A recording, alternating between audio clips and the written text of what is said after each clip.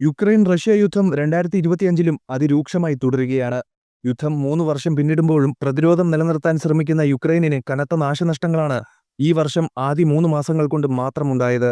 Russian പ്രതിരോധ മന്ത്രാലയം പുറത്തുവിട്ട കണക്കുകൾ പ്രകാരം 2025 ആരംഭിച്ചിട്ട് 3 മാസം പിന്നിടുമ്പോൾ മാത്രം യുക്രൈനിന് നഷ്ടമായത് 1,38,545 സൈനികരെയാണ്. സ്പുട്നിക് പ്രസിദ്ധീകരിച്ച ഈ കണക്കുകൾ യുദ്ധം ഇപ്പോഴും യുക്രൈനിന് കടുത്ത ആഘാതം സൃഷ്ടിച്ചുകൊണ്ടിരിക്കുന്നതിന്റെ തെളിവുകളാണ്. യുദ്ധഭൂമിയിൽ മനുഷ്യർ മാത്രമല്ല സായുധ സൗകര്യങ്ങളും വലിയ തോതിൽ നഷ്ടപ്പെടുകയാണ്. റഷ്യൻ കണക്കുകൾ പ്രകാരം 2025-ലെ ആദ്യ മാസങ്ങളിൽ മാത്രം 10,200 ഡ്രോണുകൾ, 11 മിസൈൽ സംവിധാനങ്ങൾ, 2,495 ടാങ്കുകൾ, 29 മൾട്ടിപ്പിൾ ലോഞ്ച് റോക്കറ്റ് സംവിധാനങ്ങൾ, 3,032 ഫീൽഡ് ആർട്ടിലറി തോക്കുകൾ, 3,887 സൈനിക വാഹനങ്ങൾ എന്നിവ യുക്രൈനിന് നഷ്ടമായി. ഇതിനു മുമ്പ് 2024-ൽ മാത്രം കൊല്ലപ്പെടുകയും പരിക്കേൽക്കുകയും ചെയ്ത സൈനികരുടെ എണ്ണം 5,90,000 ആയിരുന്നുവെന്ന് കണക്കുകൾ വ്യക്തമാക്കുന്നു. ഈ കണക്കുകൾ കൊണ്ട് യുദ്ധം യുക്രൈനിനെ എത്രത്തോളം തളച്ചിടുന്നുണ്ടെന്ന് മനസ്സിലാക്കാം.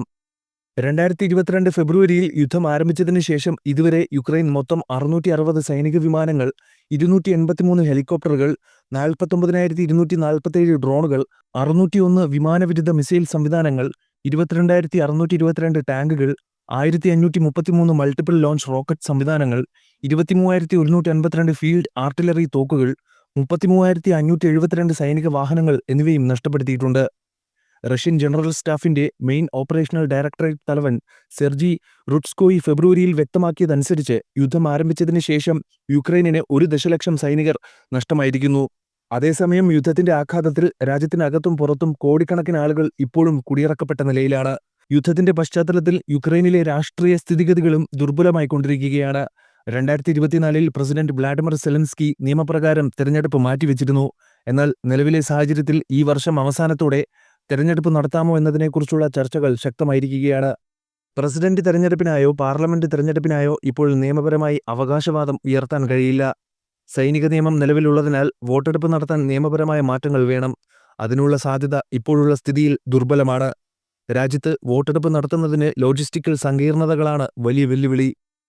ഇലക്ട്രോണിക് വോട്ടിംഗ് സംവിധാനം ഉപയോഗിക്കാമെന്ന് ചില സർക്കാർ വൃത്തങ്ങൾ സൂചിപ്പിച്ചിട്ടുണ്ടെങ്കിലും അതിന് സൈബർ ആക്രമണ ഭീഷണിയും കൃത്രിമത്വത്തിനുള്ള സാധ്യതയും കൂടുതലാണ്.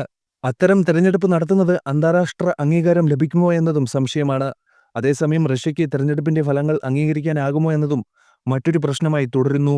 നിലവിലെ അവസ്ഥയിൽ സെലൻസ്കിക്ക് തെരഞ്ഞെടുപ്പിൽ എതിർ സ്ഥാനാർത്ഥികളായി ചില പ്രമുഖർ മാറിയേക്കാം. മുൻ സൈനിക മേധാവിയും യുകെയിലെ അംബാസഡറുമായ വലേരി സാലുഷ്നി ഒരു ശക്തമായ സ്ഥാനാർത്ഥിയായി മാറാൻ സാധ്യതയുണ്ട്. രാഷ്ട്രീയമായി താൽപ്പര്യമില്ലെന്ന് അദ്ദേഹം പറഞ്ഞു കഴിഞ്ഞാലും ജനപ്രീതി കണക്കിലെടുക്കുമ്പോൾ അദ്ദേഹത്തിന്റെ പങ്കാളിത്തം വിലയിരുത്തേണ്ടതായിരിക്കും. മുൻ പ്രസിഡന്റ് പെട്രോ പൊറോഷെങ്കോയും തെരഞ്ഞെടുപ്പിൽ പ്രധാനമായ എതിരാളിയാകാനിടയുണ്ട്. താൻ തെരഞ്ഞെടുപ്പ് നടത്തുന്നതിനെതിരെ നിലപാട് കൈക്കൊള്ളുന്നുവെങ്കിലും വോട്ടെടുപ്പ് നടന്നാൽ പൊറോഷെങ്കോയുടെ മുൻപരിചയം വലിയ സ്വാധീനമുണ്ടാക്കും. രാജ്യത്തിന്റെ ഭാവിയെക്കുറിച്ചുള്ള അന്താരാഷ്ട്ര ചർച്ചകളും ശക്തമാവുകയാണ്. റഷ്യൻ അധിനിവേശത്തിന് ശേഷം യുക്രൈൻ പശ്ചിമ രാജ്യങ്ങൾ തമ്മിലുള്ള ബന്ധം കൂടുതൽ കരുത്തേറിയതായി തോന്നിയെങ്കിലും 2024-ൽ US തെരഞ്ഞെടുപ്പിൽ ഡൊണാൾഡ് ട്രംപ് വിജയിച്ചതിനാൽ US പിന്തുണയിൽ മാറ്റം വരുമെന്ന ആശങ്കയുണ്ടായിരുന്നു. അതേസമയം ട്രംപിന്റെ സംഘവും യുക്രൈനിലെ പ്രതിപക്ഷ നേതാക്കളുമായുള്ള ചർച്ചകൾ ആരംഭിച്ചിട്ടുണ്ട്. ഇതോടെ യുക്രൈൻ അമേരിക്ക ബന്ധത്തിൽ വലിയ മാറ്റങ്ങൾ വരാൻ സാധ്യതയുള്ളതിനാൽ അടുത്ത രാഷ്ട്രീയ നീക്കങ്ങൾ നിർണായകമാകുമെന്ന് രാഷ്ട്രീയ നിരീക്ഷകർ അഭിപ്രായപ്പെടുന്നു. യുദ്ധം തുടരുന്നതിനാൽ പൊതുജനങ്ങൾക്കിടയിലുള്ള പ്രതീക്ഷകളും ആശങ്കകളും വർദ്ധിച്ചു വരികയാണ്. 2025-ൽ ജനങ്ങൾ ഏറ്റവും കൂടുതൽ ഉറ്റുനോക്കുന്നത് സമാധാന കരാറിനായിരിക്കും. KIS നടത്തിയ സർവേ പ്രകാരം യുദ്ധം അവസാനിച്ചതിന് ശേഷം യുക്രൈനിൽ തെരഞ്ഞെടുപ്പ് നടത്തണമെന്നതാണ് 78% ജനങ്ങളുടെയും നിലപാട്. ഇതിന്റെ പ്രാധാന്യം കണക്കിലെടുക്കുമ്പോൾ യുദ്ധം അവസാനിക്കാതെ ഒരു തെരഞ്ഞെടുപ്പ് സംഘടിപ്പിക്കാനാകുമോ എന്നത് ഇപ്പോഴും വ്യക്തമല്ല. രാജ്യത്തിന് മുന്നിലുള്ള പ്രധാന വെല്ലുവിളികളിൽ ഒന്നാണ് വെടിനിർത്തൽ ചർച്ചകൾ.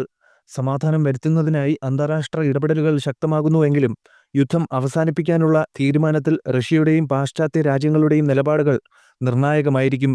ഇനിയുള്ള മാസങ്ങളിൽ നടക്കുന്ന അന്താരാഷ്ട്ര ചർച്ചകളിൽ യുക്രൈന്റെ ഭാവി തീരുമാനിക്കപ്പെടും.